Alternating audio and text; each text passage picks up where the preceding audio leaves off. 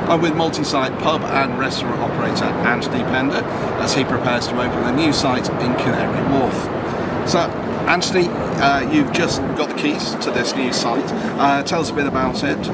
What are you doing and why in Canary Wharf? First of all, we can't really call it a pub yet, can we? You've just been in there. It's a box. It's a box, yeah. A very dark box, and a very grey box. I think 3 years ago, we opened our first restaurant, years and years doing pubs. 20 years this July, actually doing pubs. Went and did incredible restaurant favour with a real kind of clear goal, sustainable British seafood. Really enjoyed what we did there and what we continue to do. The team there are incredible. They've always made me redundant at this point. And we always knew with people coming on board, like we've had Matt now for years, I've got Paul Pavley working with me. We know that we've got the ability to grow and we're ready for that, and really stable, wonderful team. And we miss pubs. So I love doing a restaurant, such a steep learning curve, so good to learn more about yield management and the quality and the expectation on food and how to get people through the door. But there's something just very happy and homely about creating and doing a pub. And I think Canary Wharf kind of came to that same decision. We're sitting in Canary Wharf because they wanted a pub operator to create a community pub, and we're using that word very specifically. It's a community pub. This isn't just a commuter's pub. This isn't just something for workers. This is for the community that now exists in this massive glass boxes. Is there a community here? Because when you think of Canary Wharf, you think of finance boys, city boys, kind of commuting in and out. Are people here? Do you know what? Walking in, I would have said no. But a few other, we're a small industry, so everyone's kind of quite open and helpful with each other, and some great operators said you need to have a look at Canary Wharf. It's 7 days a week. And then when we were approached, the whole demographic and sell of it is actually it needs this pub, because it's got a bigger population within Canary Wharf now than Chelsea and Kensington. So you think about how many pubs are in Chelsea and Kensington. These flats are just developing at a rate of knots. When you look around the outskirts of the main towers, there's blocks going up everywhere. The HSBC tower just behind us there, that's being converted into accommodation and mixed use, hotel, bar, office. HSBC, funny enough, moving out, but they're now moving back in again. Okay. And it's a real hodgepodge. So now it's got theatres, it's got experiential things like Sea Lanes opening up. Say the Trebador Theatre just there. We've got just about every experiential flight club, everybody else, Clays are here. And then we've got all these restaurants who are so busy they're turning tables, but nowhere where you can just sit and just dwell and have a pint. Yeah. I say that sitting in a lovely little craft beer place, but I mean that traditional British pub, and that's what we're out to create. And that does mean catering not just to the businesses, but also to the local community around it. So unlike a lot of the venues around here, we're not shutting early on a Sunday. We're going to be pub quizzes, live music, all the things you want to see in a pub. And we think Canary Wharf would like to see that happen, and I think there's going to be a real community spurring around that. We want to be like the focal point. Why the Tallyman name? Where does that come from? So when 6 months ago I sat down with the team and we kind of really hammered out what we are as a business now. We're not a chain of pubs, we're not creating this overarching brand where we just want to be authentic. So everything we favour is about authentic British shorelines. The Vic, much the same, a pub that just does really genuinely good seafood in East London that's accessible and well priced. And then Somerstown's just what Somerstown is. It's a village pub next to Euston Station. And we want to stick with being authentic. Now, there hasn't been a pub here for God knows how long, since the Dockers were in and working. So the Tallyman was a gent who worked in the area, and he was the most trusted person. So he would, with his tally sticks back in the day, but later clipboards and everything else through the age of empire, would tally the boxes, the stocks coming off the boats.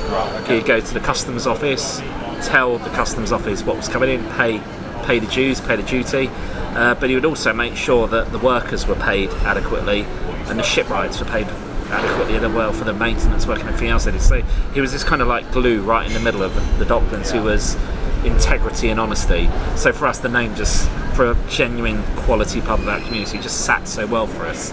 Bit of research done, as you can see, a late night, probably a bit of red wine. tell us a bit about the offer. What's it going to be like? I think first and foremost, I mean, the term gastropub is used a lot, and I think there's a wonderful place for it. Look, your Gastro 50 list, we fight to get in it and we never quite make it. We will one day. But it's about doing incredibly good food, but real British hearty fare that moves with the seasons. We're still going to have all of our learnings from Favour with sustainability in mind. That's something that's kind of oozed out into our whole pub business as well as the restaurant.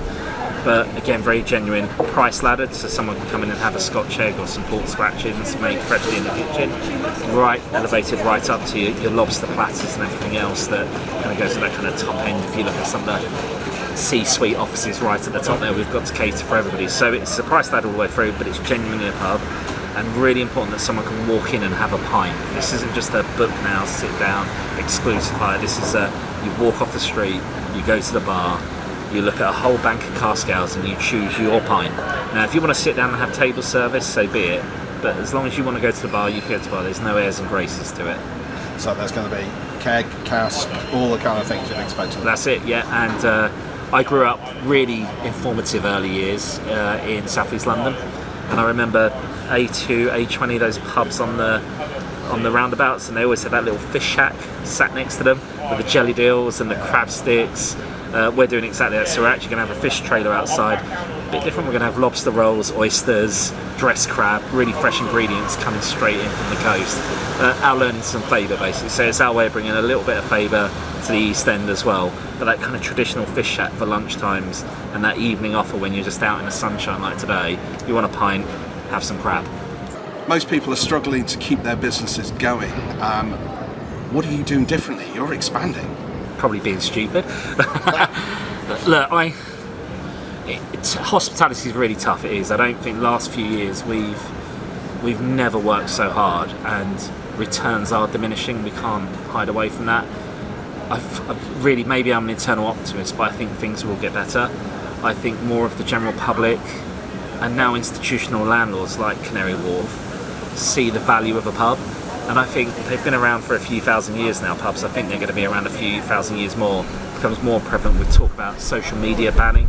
I think people are starting to see the benefits of a pub. And maybe our government haven't yet, but it feels like there's a groundswell behind it, and there's this support and this nostalgia for it that's coming through. So we can't just stop and give up. So for me, it's look, there needs to be a pub here. I believe that. Pubs need to survive. They will survive. There's going to be casualties, sadly, along the way, and I don't think that's fair. But we've got to put a positive foot forward and fight through this, because I think if we get through this storm, at the end of it, I think there's a good place to the British pub. What are the biggest challenges, or what's the biggest challenge for you right now? Tax, isn't that? It's, if you take out now, if you really break it down to duty and the levies on energy, I think it's 40p in a pound. I ran through it with I gave my guys like 100 pennies the other day, and I dished it all out as the percentages what they want. And then when you give it to the staff, and then you take those pennies from the staff back to HMRC and everything, when you see it kind of on paper moving around, it's ridiculous. How can any business survive with 40p in a pound? Yeah. So look, it's the biggest challenge, but I do think it will change. It might not change for this government. It might be future governments, but I think we've got to keep fighting and stay in the game and stay top of our game to make sure, and I think we owe it to our country, really nationalistic, to say that we've got to keep these pubs going, because there will be help. Eventually it'll come. It's just when. And when will the new site be up and running? Do you want to know what I think or what the builders are saying at the moment? I mean, they are working Best nice. guess. Right, so the plan and everything we're working to is early September, so everyone's going to go off on their summer holidays. I'm going to get the paintbrush out and make sure we get this over the line, but we plan to be open early September, loads of different launch nights, so again, making sure that we look after the community, the workers, and then night by night, slowly ramp ourselves up to a full opening by mid-September, yeah. Then hopefully a massive Christmas with loads of turkey and Yorkshire puddings. Excellent. Well, I shall hold you to September then, we shall see. The pints are in. First one's on me, mate.